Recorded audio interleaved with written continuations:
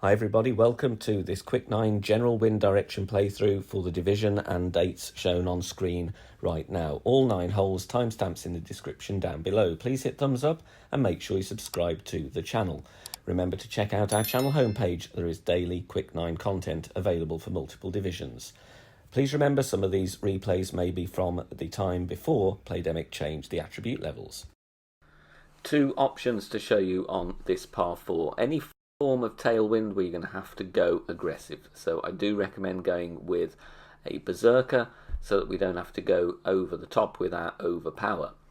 A little bit of backspin and some side spin to the right, and I stretch out to find my aim point here. Now the adjustment in this wind angle, max plus 10, it is going to take me down off the cliff, so adjust with caution. Then I am pushing back up to max and then applying enough overpower that I need to reach the point that I'm aiming to.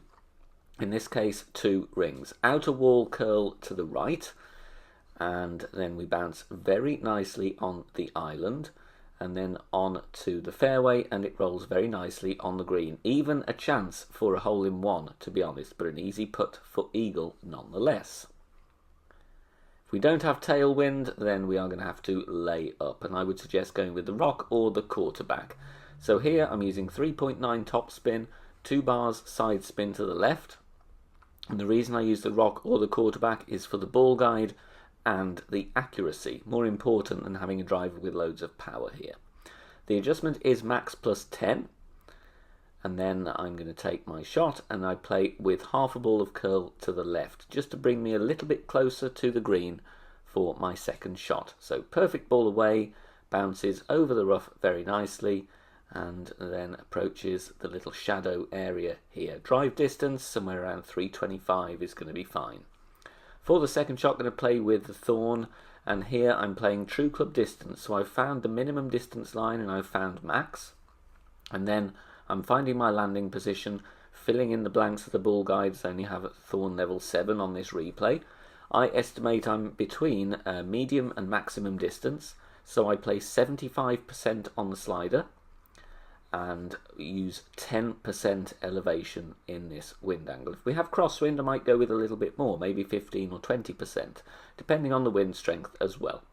Perfect ball bounces very nicely on the green and gets very, very close indeed. Just need to tweak our adjustment or our aim. Now, very short par 3 here. We're going to use the long iron, so I would go with the grizzly if you have that in a decent level. We do want ball guide and accuracy here. Going with plenty backspin and a little bit of left spin, and this is all about offsetting the ball guide, because the wind push over that bunker is of course going to push us in this wind angle from left to right.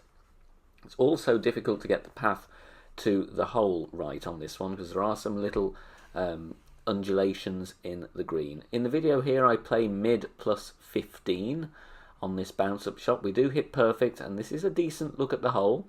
Coming in closely, we do get a zoom in, but just need to tweak our adjustment there. But a decent chance for a hole-in-one with the bounce up. Now this par 5 can be very nasty indeed due to the design of the landscape really. I use a Titan here, you can use a Kingmaker, but if you are worried about getting difficult wind here, then a Berserker will help, in fact in all wind angles. Here I do play with plenty of top spin. We're going 6 bars to get the distance, and we're going with a little bit of left spin, aiming down the centre of the fairway. The adjustment here, I play this one max plus 20. Doesn't matter if you don't have Thor's Hammer level 7. This is just for demonstration purposes. We do need a driver with top spin. Obviously if you don't have Extra Mile 8, APOC 3 plus, then you could go with a big topper. But in most cases you do need to hit perfect here. Minor great right, we are okay with the brilliant accuracy of the club that I'm using.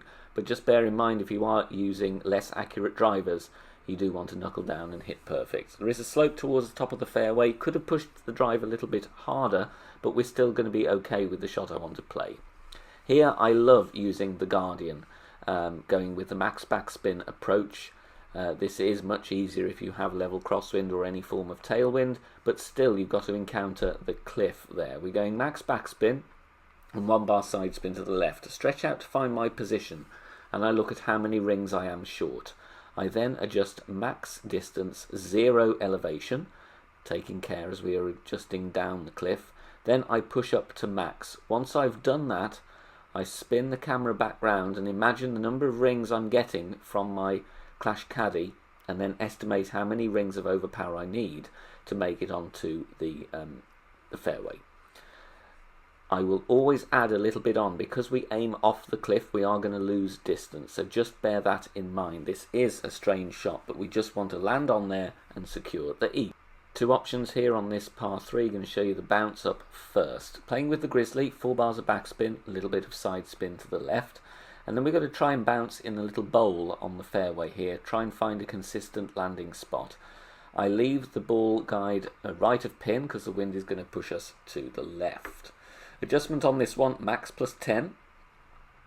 Using the Grizzly once again for the accuracy and the ball guide. So max plus 10 is the adjustment here.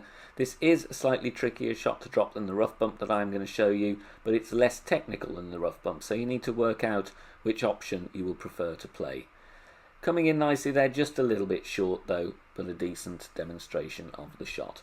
Now for the rough bump with the Grizzly level 7, I here have to start with a power 4 ball to find my position, otherwise it's going to be in between clubs. So I start with the power 4 ball, just over 2 top spin and 3 bars side spin to the right. Then I'm going to set my position. Doesn't have to be a power 4 ball, you could actually set with power 5 ball as long as you've got the right spin. What I'm going to do here is adjust first, max plus 35. Once I've done that, I then switch to Tighten, which is of course going to then apply the right amount of side spin as well. We hit perfect on this one. Obviously you have to do the ball switch after your adjustment, otherwise you're going to lose your landing position. Bounces in the rough nicely and takes the slope and creeps in beautifully for a hole in one. So very technical shot, but a great chance. Now with tailwind here, I am going to suggest another technical approach, aiming for the pad here. Applying a couple of bars of backspin here to control the ball in the tailwind, and I'm stretching out to find my aim. I will then adjust max plus 10. Just add a little bit more top spin here as we're using a Titan rather than a Kingmaker. So max plus 10. Then I'm going to push up to max. Once I've done that, I'm going to turn the camera around and visualize the landing point with the ring adjustment that I've got from Clash Caddy or your Wind app, whichever one you're using. And then I work out how many rings of overpower I need to add on to that. So I'm going to stretch out, just visualize my ring value, and then work out that I do need to go with a couple of rings of overpower here. Not aiming on a big patch of fairway, so we do need a perfect ball. Obviously any form of headwind or level crosswind I would lay up on the right and go for the thorn instead. But this holds very nicely, and then drive distance of 351 yards. We're not risking the rough or the sand there with the backspin, and this is going to leave me an end bringer school wedge. Now if you're not familiar with the no spin end bringer school method, head to the Academy tutorial homepage on the channel, and we have a tutorial quick fire method of how to use this wonderful system and drop a load of wedge shots. It's no spin, and we check our club distance and play as usual with either 15 or 20% on your club, on your elevation, depending what club level you've got. So that's the tailwind approach. Like I said, if you don't have wind angle to go for that, then just lay up on the big fairway on the right. Then you're going to play an approach, hopefully with the thorn, maybe even minimum distance with the Grizzly. Play that one, I would say an estimation of around 20% elevation. But that's a guide for this par 4. Now again, on this par 5, the play direction that we will use is very wind dependent. Any form of tailwind we can go for it, bouncing on the island with topspin as I do here. We do need a berserker though, and I'm going to go with 6 bars of topspin here. I do contemplate the big topper, but I don't have enough distance, so I'd change back to the APOC level 4. Extra mile 8 plus would do it as well. Then we're going to adjust max plus 20 on this one, pushing back up to max. And this of course is the aggressive option for the Albatross. If we don't have a good wind angle, we're then going to have to play on the fairway on the left with max topspin, max right spin and right curl, which is then going to leave a distance wood club shot. Much tougher to drop for the Albatross. Bounces over very nicely, and we are going to roll towards the green and then going to leave ourselves a shot with the thorn. So max 20 on the drive with that one. Here, once again, I'm measuring my club distance. So finding the min line, finding the max line, and then I work out I'll be setting up in between min and mid. So I'm going to play this 25% slider, 10% elevation in this wind angle. A little bit of backspin to steady the progress of the ball. Once again, if you want to know more about using a slider and checking your club distance, then you can check out my BK Academy tutorial videos. Lots of content there to help you learn these techniques and methods to help you improve your gameplay and ultimately drop a load more shots, whether you're playing tour play or indeed tournaments. So 25% slider, 10% elevation is what we're going with here. Then we are going to hit perfect.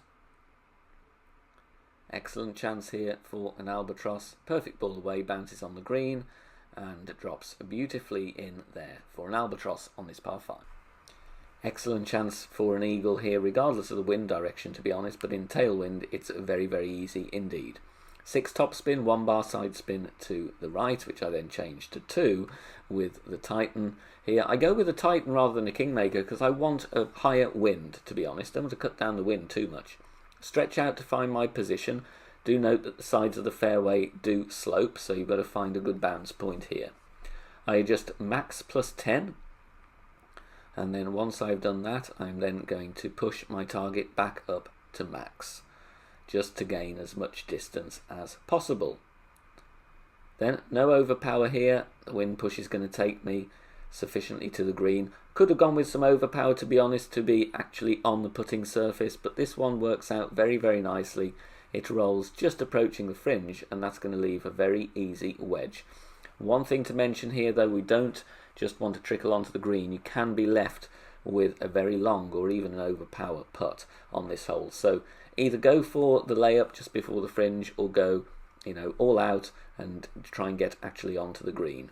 Here, once again, I'm using the Endbringer School method, no spin, playing at the standard elevation, 15 or 20%, depending on the club level. But really, this hole, even if you have crosswind or at least some form of headwind, it's still going to be a very, very good chance for an eagle. So top spin is the key. If you've got headwind, I would go with definitely a Kingmaker on this one, because you're not going to get as much push from the wind towards the green. It's going to impact your distance, but a very good chance for an eagle nonetheless.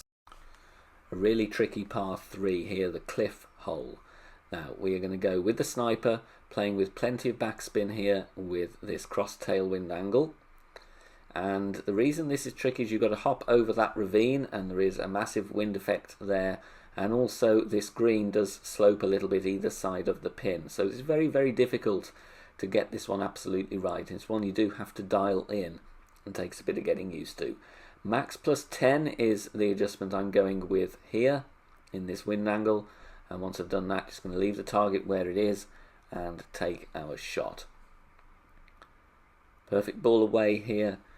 There is a slope towards the back of the green, so if you do come in too hot, you will get a roll back towards the pin.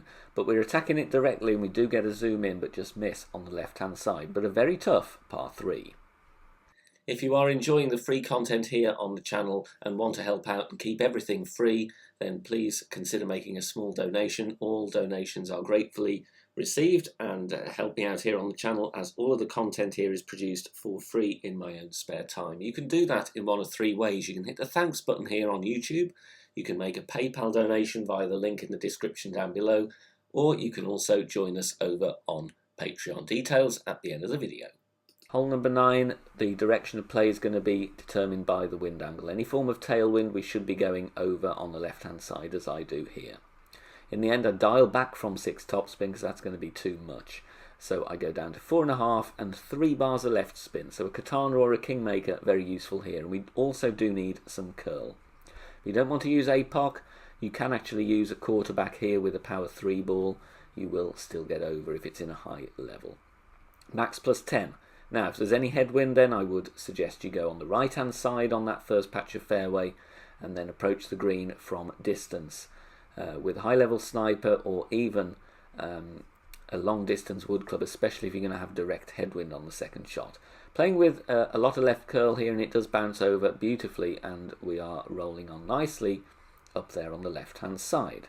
Second shot here, very good chance at an albatross. This is called the island hop, because we are going to bounce on the island and hop over towards the green over the water.